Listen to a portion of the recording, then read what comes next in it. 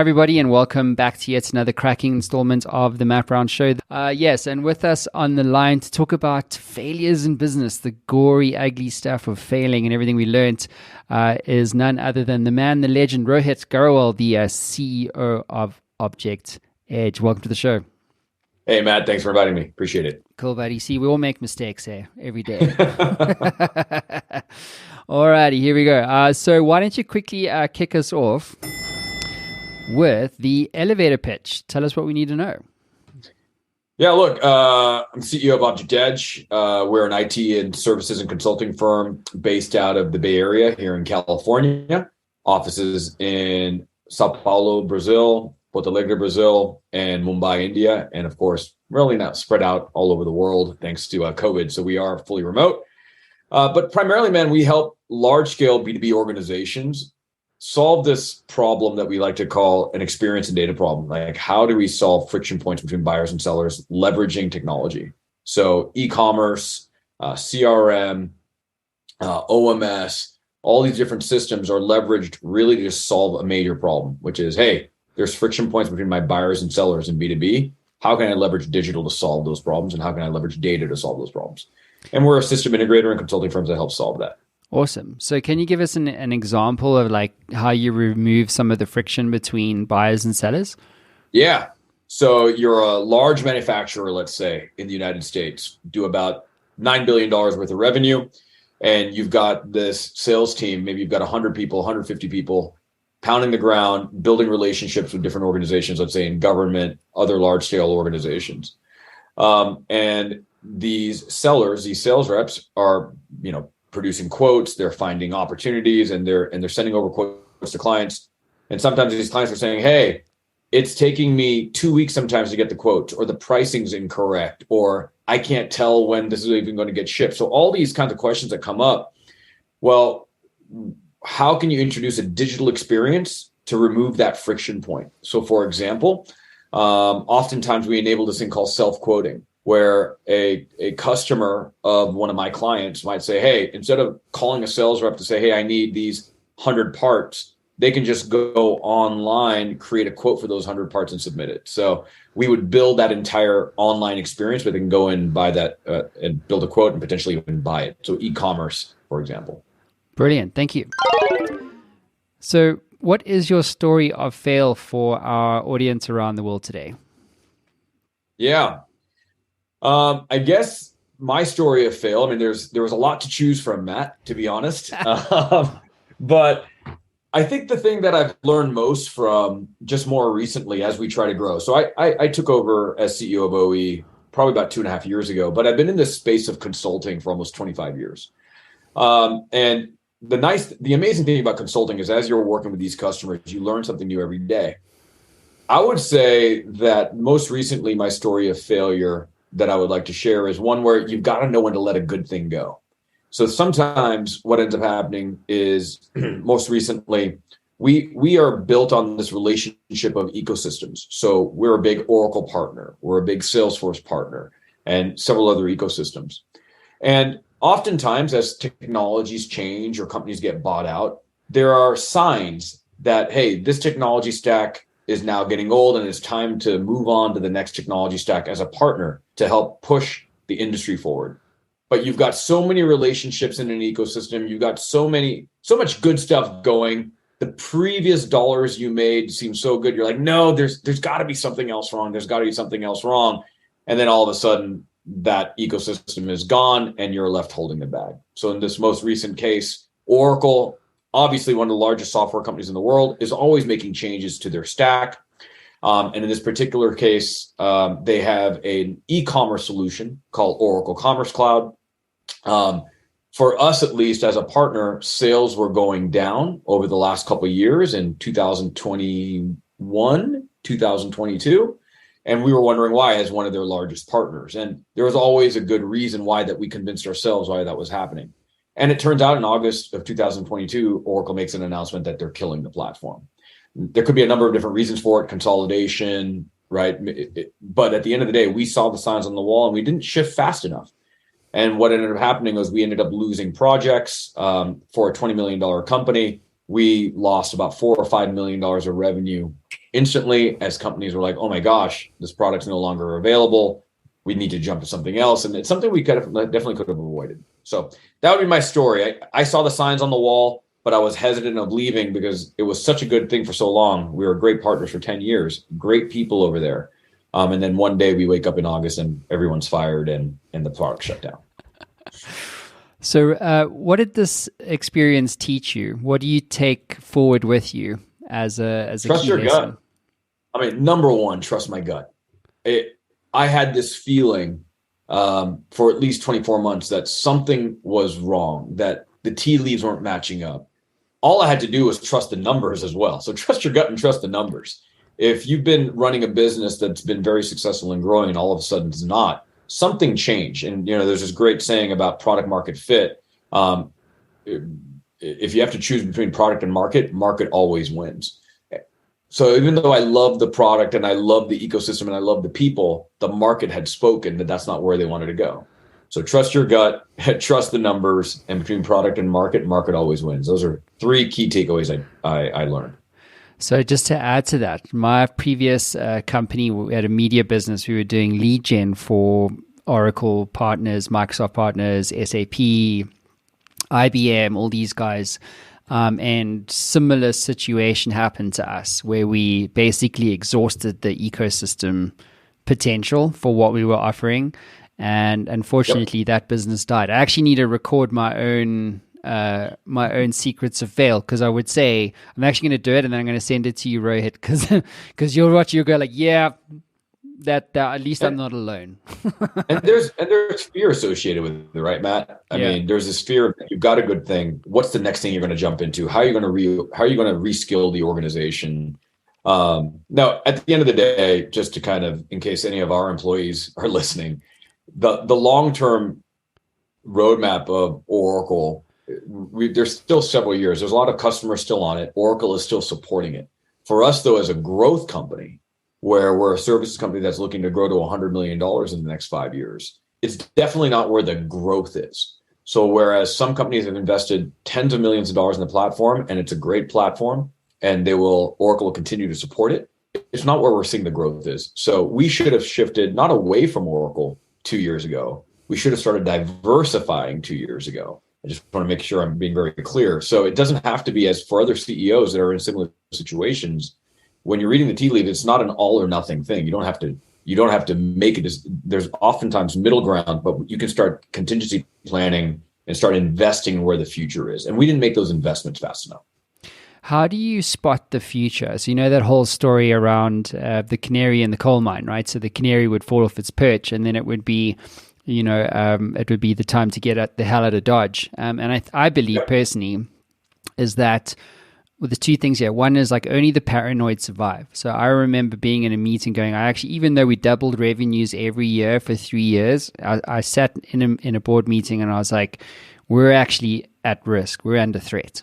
And it was this paranoia around like, well, what happens if, then what happens, And I think that using this analogy of the canary in the coal mine, like every industry has their own canary. And it's just that the CEO or the founder is not thinking about, what are my warning signs? To your point, like, is it my gut telling me that, hey, this is something that is going to cause us problems? Or, and being and looking for these things. I mean, take SVB as an example. I mean, like, what if happens? Yeah.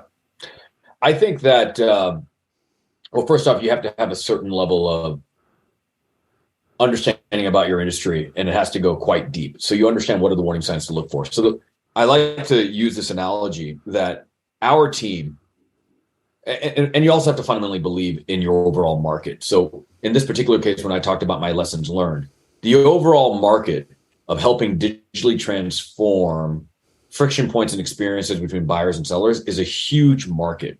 What I'm talking about is, what are the solutions that our clients are going to use to solve that problem? So I have an inherent, incredible amount of belief that this is a huge problem that needs to be solved over the next, let's say, 3 to 5 years. So now it's not getting married to the solution. It's being fundamentally wed to the problem we're solving, not to the solutions we're using to solve the problem. So that's one thing in terms of your canary in the coal mine. It's having a clear understanding of what the coal mine is and what the canary is. So again, for me, our space of digitally transforming these experiences between sellers and buyers, for me, is a real problem. I got married to one solution. We have to be open-minded to say that there's multiple solutions to this problem. And what does the market want? Not what do we want? Because I do think there are, and you have to be, I do think you have to be okay with where you are and where your position is in the market. I don't want to be, nor have a desire to be, or have any aspirations to be $100 billion company. So in that sense, we don't have to be the first to the market. We don't have to be the first to challenge the status quo. The space is big enough where others will blaze that path for us. We just have to be ready to jump to it when the market has proven itself to be at least relatively mature.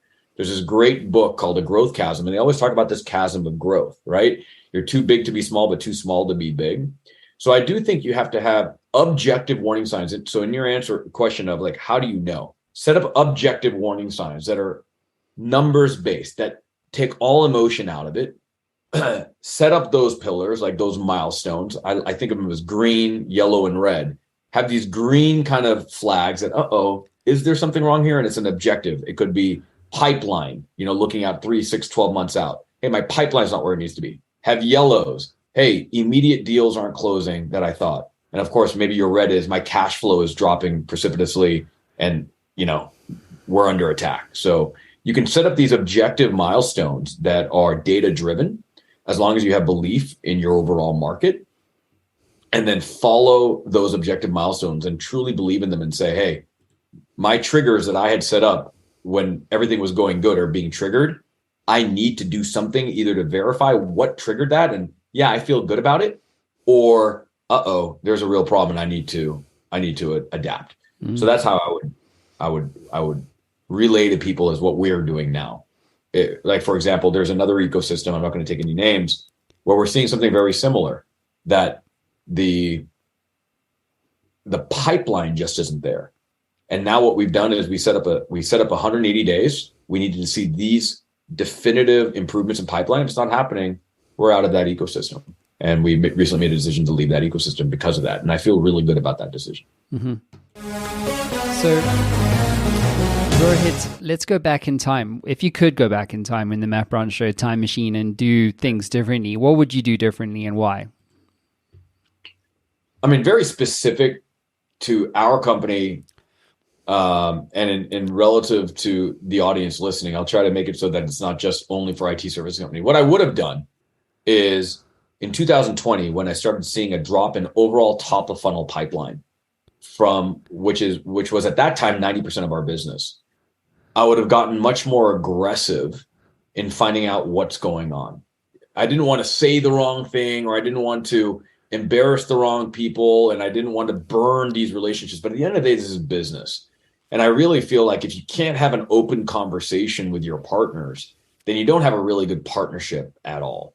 So what I would have done 2 years ago, let's say in early 2020, is I would have asked for definitive numbers from my partners. Like, hey guys, we used to be driving a $100 million pipeline a year. We're down to 40. What's going on? Are we doing something wrong? If it is, who are the people that are saying what we're doing wrong? Tell me their names. Let me go address it head on. Do you just not have the numbers? And if they say, of course, they're going to say, we have the numbers. Show me the numbers.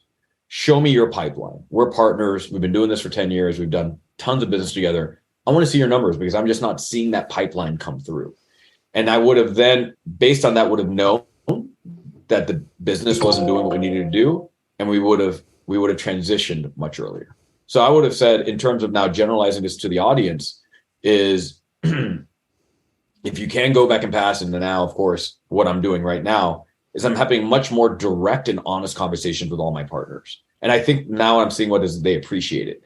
We're not just kind of soft footing around the hard questions. We're asking the hard questions as mutual business owners and mutual business leaders that builds respect. And quite frankly, I am now okay with, if I'm asking respectfully and I'm just saying, hey, these are the objective things I'm seeing. and a partner is getting offended by my questions, then they're probably not the right partner for me. And I'm okay with that as well, because there has to be a cultural fit between the partnerships. And I want them to ask me those questions if we're doing something wrong. Hey, what's going on here? Why is it happening? And I think as business owners, we can't get defensive. We just have to objectively look at where we are and adapt. Rohit, what's your advice to other CEOs or entrepreneurs who, or in the context of failure, what's your advice to them? Or you could also pick advice around scaling and growing. Where do you land? Yeah. It's a little bit more philosophical on this one, is that I want to be really clear, and I don't think I've said it this way, but I want to reiterate this, Matt. I didn't feel bad about failing. In fact, I've got a mindset that I'm not saying I'm happy about failing, but I take failure as an opportunity to get better.